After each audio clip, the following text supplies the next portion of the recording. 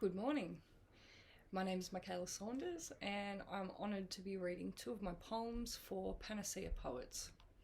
The first poem I'm going to read is called Small Witch, a Shield. It was published this year in Koori number 96, No Theme number 9, on the 1st of May.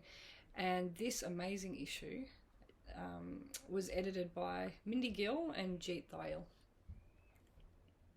Small Witch, a Shield. Young girl pretends she's witch, she is healer, stalks around the yard out the front of her house. Silver ghost gum combs itself through the air. Small earth witch conjures spells in the dirt, summons grimoires from deep in the earth. Libraries, everywhere you touch. All ideas come from the hearts of trees.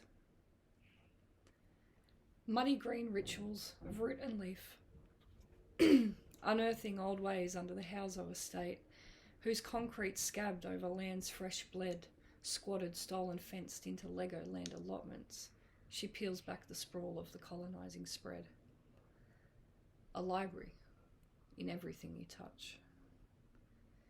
With small hands gloved by ancient soil, she pries open portals to parallel worlds, where gods swim inside the clay, and frogs hold the balance in their throats, and mum's not sick from the wounds of centuries.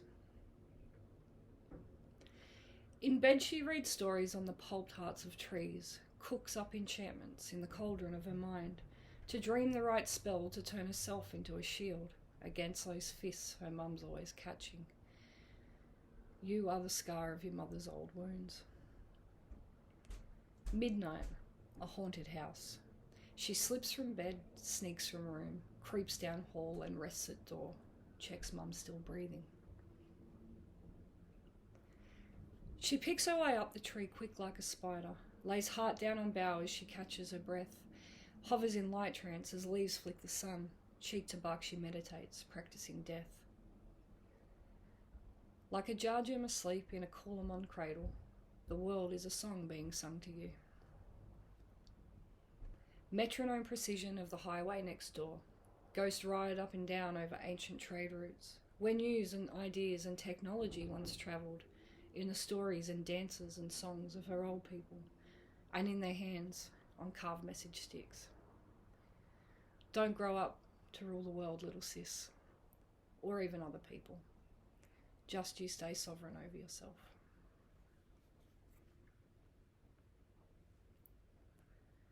And now I'm going to read Choice Cuts. This was, to me anyway, the surprising winner of the 2020 Oodgeroo Noonuccal Indigenous Poetry Prize from the Queensland Poetry Festival Awards in July this year. This prize was judged by Janine Lane and Ellen Van Nieven, both incredible poets, and I feel very honoured that they chose my poem. Choice Cuts. My blood is worth bottling, so I'm told, as though I'm made of gold, as if I'm worth my weight in clinking coins. But I tiptoe around this auctioneer's fairground quietly, acting as though there's nothing of value inside me. 'Cause all these sly salespeople size me up like this is a meat market, fetishise flesh up for auction or slaughter. Sleazy leers that weigh me and measure me, butcher me. I've seen the gleam on every licked lip, concealing carving knife tongues. Lifetime of little remarks mark and remark me.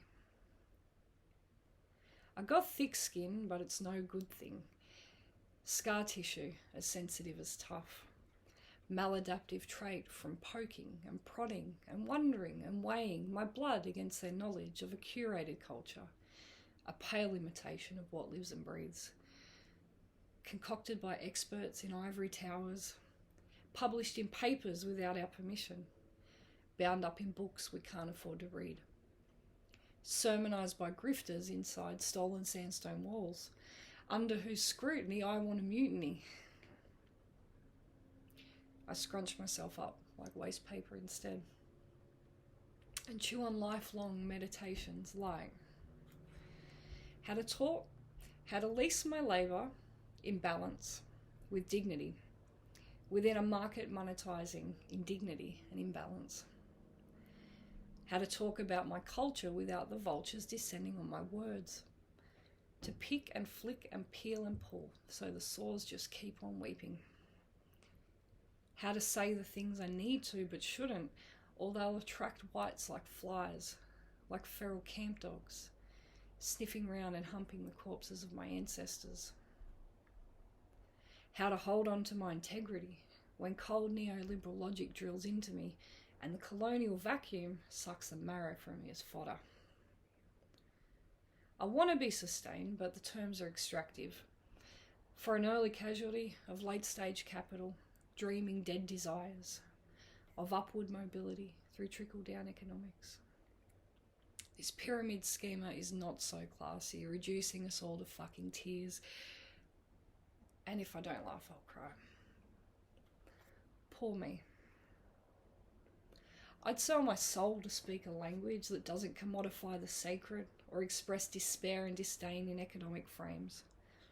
But here I am, speaking words that colonised our old people's tongues, same time their babies and wages were stolen. Bit rich. Well, Uncle David's on the $50 note now, but I never get to look at his face for too long. No free rides here.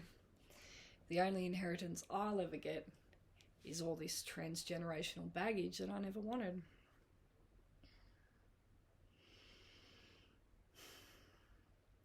And these precious bones get heavy.